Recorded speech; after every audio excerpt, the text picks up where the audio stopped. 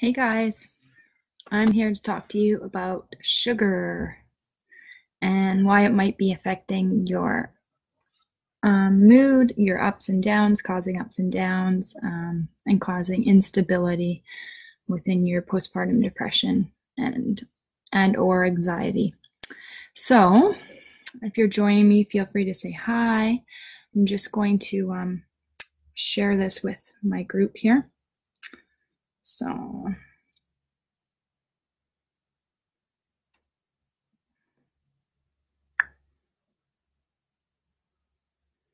Just this morning at my sister's yard here. My sister's yard, and then we're going to be doing a long drive home with my girls today. So I'm just sharing the group. So if you're joining me, feel free to say hi. Just got to share this video here so that everybody can see me here. There we go. And we are shared. So sugar. I know this is a big topic for me. Sugar has been huge in my life. Growing up, I know we grew up with lots of sugar in our household, and just I don't think when a lot of the food industry was changing things to put added sugar into everything, we were even aware of all of that. And so there's added sugar now, I know, in everything. It's insane. It's like in the grocery store, statistically, there's like 75 to 80% of the grocery store has added sugar.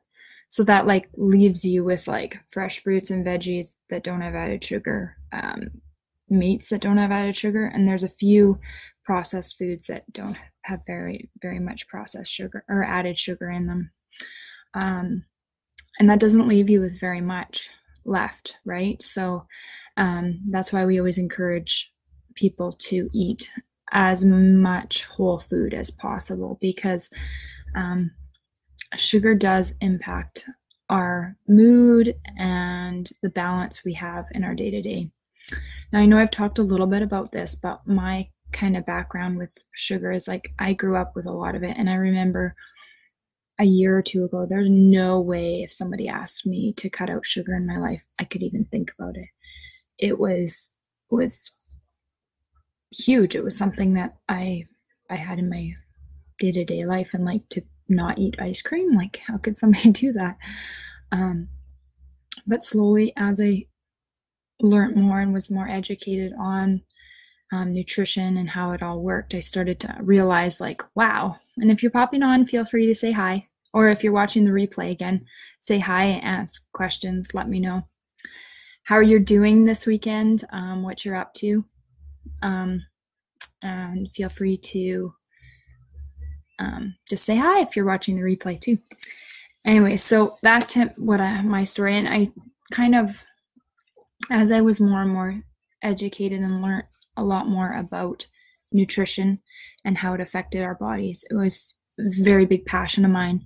And I think it kind of started back. My mom was a juvenile diabetic for the majority of her life, since she was like 16 years old, I believe. And so for her, she never really just accepted that she was a diabetic and just kind of dealt with it in the ways that I guess you could. So my mom as a diabetic would just eat as much sugar whenever she wanted. She didn't really care. She just wanted to enjoy life and eat it, which was cool. But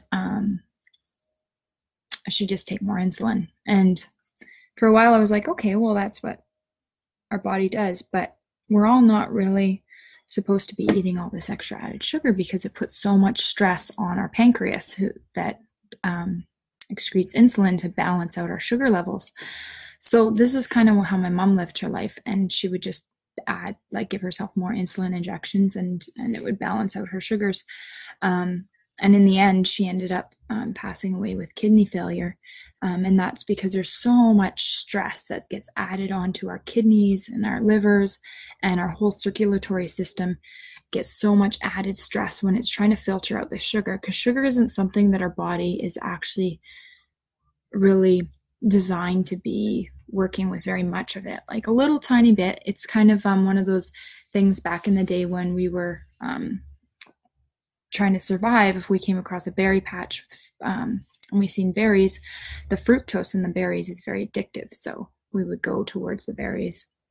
We'd eat as much as we could because it gives you that instant energy, right, to keep going. And if we didn't have an abundance of food around, it was a survival mechanism to get lots of food, so we'd have that energy to get to the next food source.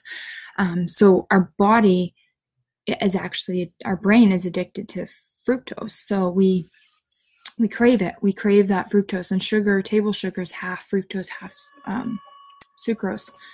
So that's how the table sugar is made up. Anyways, so that's kind of the survival of how that works. And it really does wreak havoc on our bodies when we eat too much of it. So one of the things that ends up happening is it really does affect our mood, and more studies are being done that are proving this point. So for depression wise, what happens is there's a hormone in our brain called BDNF, and what it does is it's normally very low in people who are struggling with depression, and sugar will suppress that hormone, so it will make it less and less, and which affects our mood, ultimately makes us more depressed. So that's not a good thing. But the other thing it does is it causes chronic inflammation in our whole system, our whole body, and it causes inflammation in our brain. And so throughout our whole body, it'll affect our immune system. So you may have heard, like, our immune system helps us fight off colds, keeps us healthy, keeps us fighting off any infections and all that. So with the inflammation, our body is now so inflamed that our immune system isn't able to function properly. So that's not a good thing.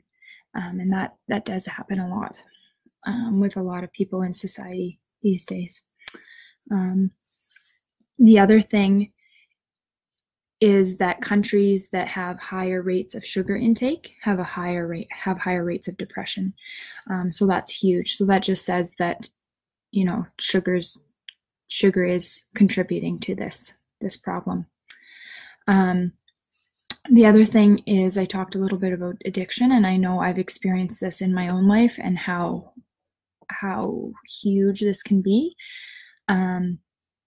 Sugar creates the hormone in our brain, dopamine, which makes us happy. So that's the hormone that we get also when we're running or exercising. It makes us feel good, right? So when it creates that, it makes us want more and crave more, because it's like, oh, it makes me feel really good. And again, that goes back to our survival, when back in the day when there wasn't an abundance of food and we needed food. When we seen a berry patch or we seen something with sugar in it, we would consume it all so that we had the energy to get to the next food source. Nowadays, that is not a problem. We have an abundance of food everywhere we look, so we do not need that survival instinct to eat as much sugar. So the other thing with addiction is that studies find, I just have some notes here just so that I can make sure I cover everything with you that I was thinking about. So rats, they've done studies with rats, and they found that rats would prefer to eat sugar over cocaine. And they would just go back to the sugar more often. So it's just showing how addictive and how powerful that sugar can be, more so than cocaine. There's also, with the rats, they were also finding that they were having classic symptoms of addiction. So the tolerance of it and the withdrawal. So when they were taken away from it, they were having withdrawal symptoms. And I know personally, I can attest to this because I did do an 8-week sugar detox, and I did go through withdrawal symptoms, and it was tough for a while. Headaches, exhaustion, very strong cravings. I had to find things to distract me that were, I made up hot cocoa. It was in the middle of winter when I did it, so I'd make up cocoa with almond milk and lots of cinnamon. Cinnamon helps balance your sugars, so I would make that up and I'd sip on it. And at first it was kind of weird. It's like, oh, this isn't very sweet, this isn't very good, but it helped me through it. And just, I think the process of like going, okay, I'm going to make this up and I'm going to make up my little hot cocoa and going through that process, and then I'd get through the craving. The other thing was my kidneys. So that was huge for me because, like I said, we lost our mom due to kidney failure from years of diabetes. So back pain. I've always had back pain, and I thought, I lifted something wrong.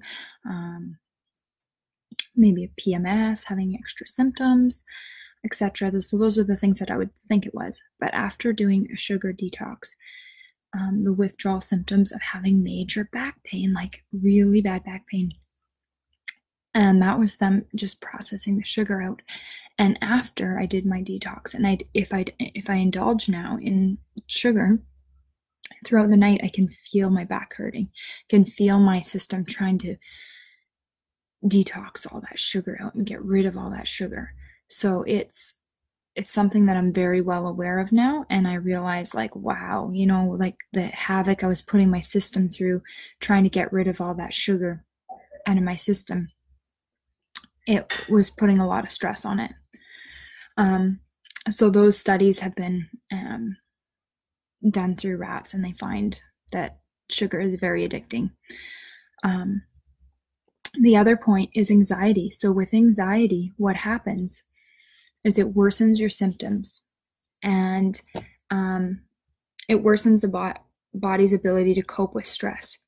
So like when you're having panic attacks, you're hyper alert to the signs of danger.